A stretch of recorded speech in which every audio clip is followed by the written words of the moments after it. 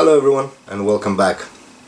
Before anything else, I would like to wish you Merry Christmas and all the best for the new year. Today I'm going to show you how to perform the 4-ace transport trick that I uploaded a few weeks ago. Check it out.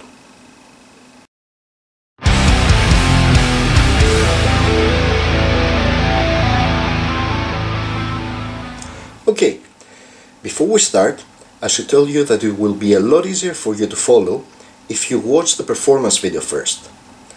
The link will be in the description below. So, this is what you're going to need for the trick.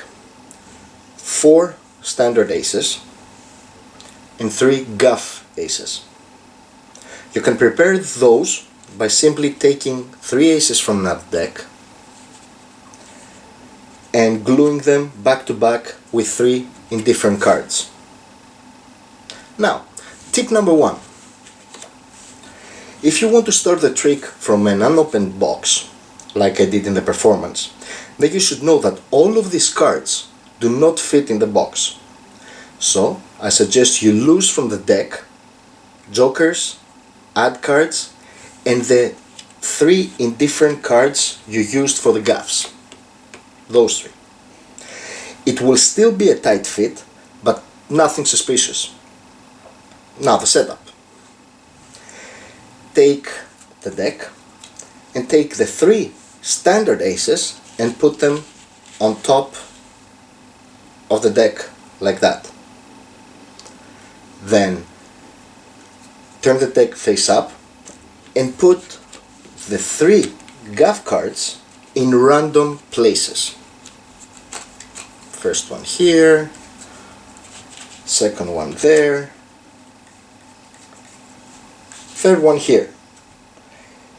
You want to force the impression to your spectators that nothing is preset.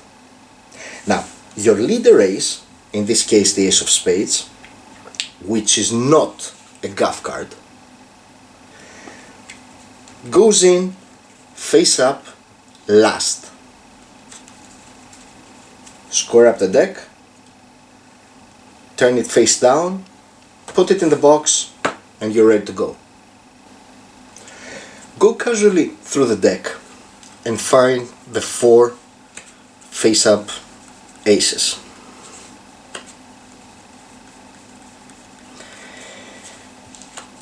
Lay them down in a T shape with your leader ace at the bottom. At this point, as you are introducing to your spectators the leader ace, just make a casual flip move like that and leave him again in its place. The reason for that is that this simple move is a strong convincer to your audience that, all the aces are normal and standard.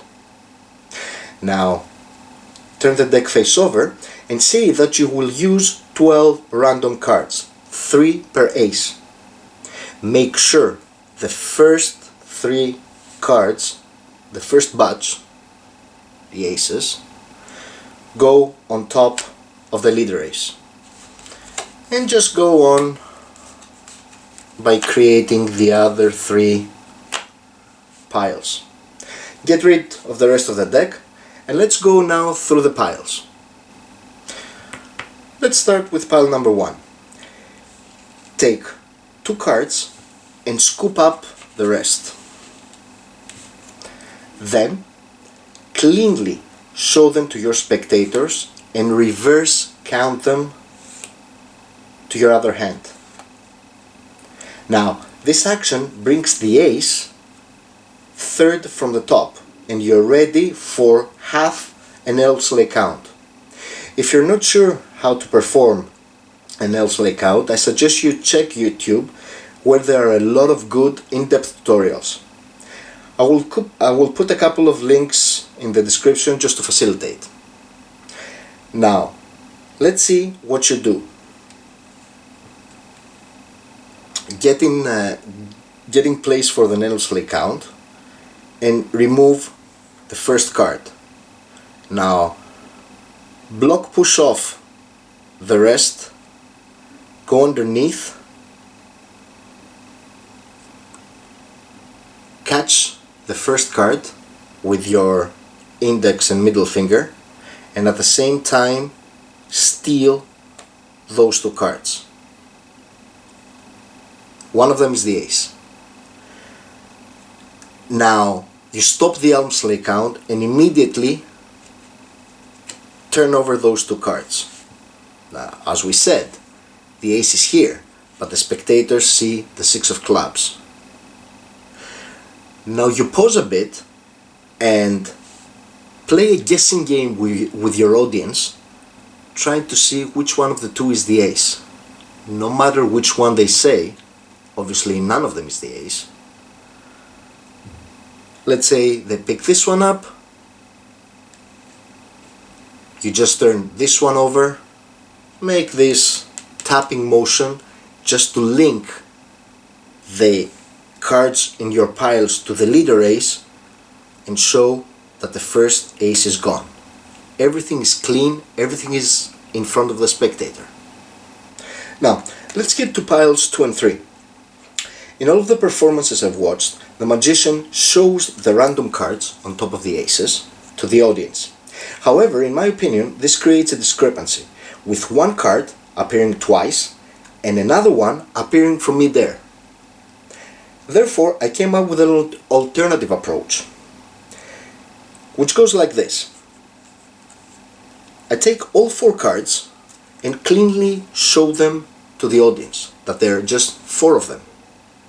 Now, as I square them and getting underneath the 8s, then I turn them over, not letting the audience see what the cards are. Now, at the same time, I'm catching a pinky break on top of the 2 cards. Now, from this point, what I do is that I cleanly turn over the double card, put it underneath the block, and removing this face down card, showing them the rest of the 3. Now, to the eyes of the spectator, this card should be the ace, but it's not. The ace is here. Go through the presentation, reveal this card, and the second ace has disappeared. Now, the third pile is exactly the same as the second one, with a small twist. Again, I take the 3 cards, turn them over under the ace so the audience does not know which cards are there, getting my pinky break again, and turn over the double card on top of the deck. This is a bit more visual because the face down card is on top. You just take it off, present those 3. Everybody thinks that this is the ace, whereas the ace is here. Present it, boom, it vanishes. Now, after you finish this routine, just go through to whatever presentation you want, revealing these 3 aces and how these 3 aces always follow their leader ace. So, that was it. That was the tutorial. Actually, that was my first attempt to ever create a tutorial. Tell me what you think, and see ya.